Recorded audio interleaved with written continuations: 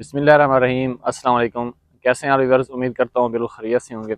मैं इस टाइम अंगूर के बाग में मौजूद हूँ। काफ़ी दोस्त रिक्वेस्ट करते हैं कि हमने अंगूर के पौधे लेने हैं, कल में ख़रीदने हैं, क्योंकि अब चूँकि अगस्त स्टार्ट हो चुका है, तो हम कैसे कलम से भी ईजी एक तरीका आपको बताने लगा हूँ ताकि हम अपना जो पौधा है, इस पौधे के ऊपर हम अपना पौधा तैयार कर सकते हैं।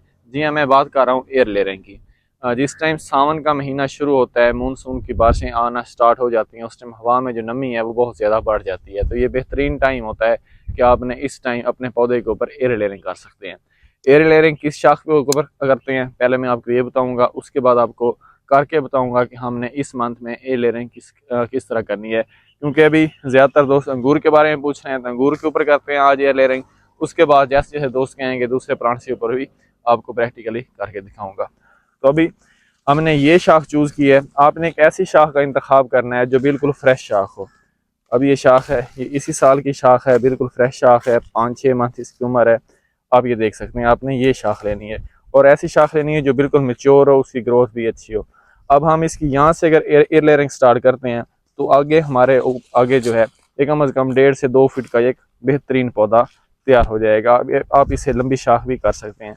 एक बात का आपने ख्याल रखना है कि आपने ऐसी बड़ी शाख के ऊपर एयर लेयरिंग नहीं करनी, बल्कि कोशिश करेंगे अगर ऐसे कच्ची शाख के ऊपर और मेच्योर शाख के ऊपर अगर आप एयर लेयरिंग करेंगे तो इसका आपको रिजल्ट जो है वो अच्छे से अच्छा मिलेगा। अब आपने करना क्या है, अब आपको मैं दिखाता हूँ।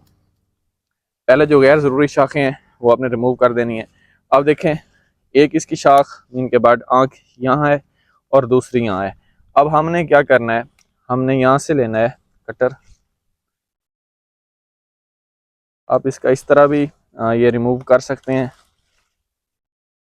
कटर के साथ। इसको दूसरे तरीके से आप भी इस तरह भी आप लोग कर सकते हैं।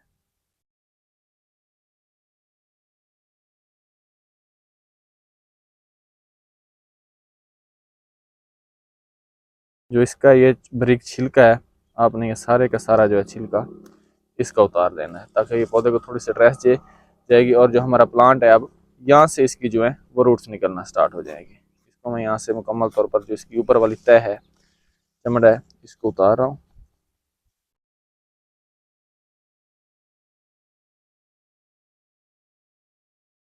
अब आप अगर यहाँ पर भी रैंक कर सकते हैं, यहाँ पर भी कर सकते हैं, कोशिश करें कि आपने दोनों जगहों पर ही करनी है। इसको भी आप अगर चाहें तो रिमूव कर सकते हैं ताकि यहाँ से अगर यहाँ से इसकी जड़ें नहीं निकलेंगी तो फिर जो हमारी प्लांट्स की जड़ें हैं वो यहाँ से निकल आएंगी। ये एक सेफ तरीका है। अगर आप इस तरह नहीं करते तो ये वाली सीन भी कर लेती हैं, तब भी दी बेस्ट है। ये कर लिया। अब एक शाख इसकी आँख ये है, दूसरी आँख इसकी है। इसके ऊपर अब हम मट्टी बांधेंगे और हमारा ये जो आगे वाला पौधा है वो तैयार हो जाएगा।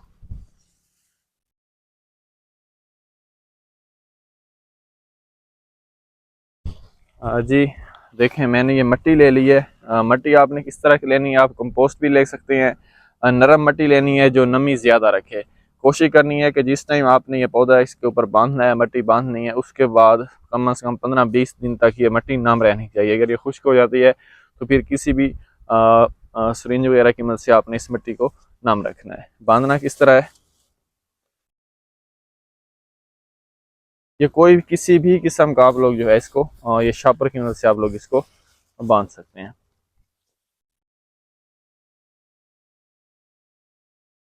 इसको आपने इस तरह बांधना है कि बिल्कुल एयर टाइट हो जाए, इसमें जो है हवा बिल्कुल ना गुजर सके। ये जो मेरे पास मिट्टी है ये समझाने के लिए थोड़ी सी नरम मिट्टी है। शापर की तरह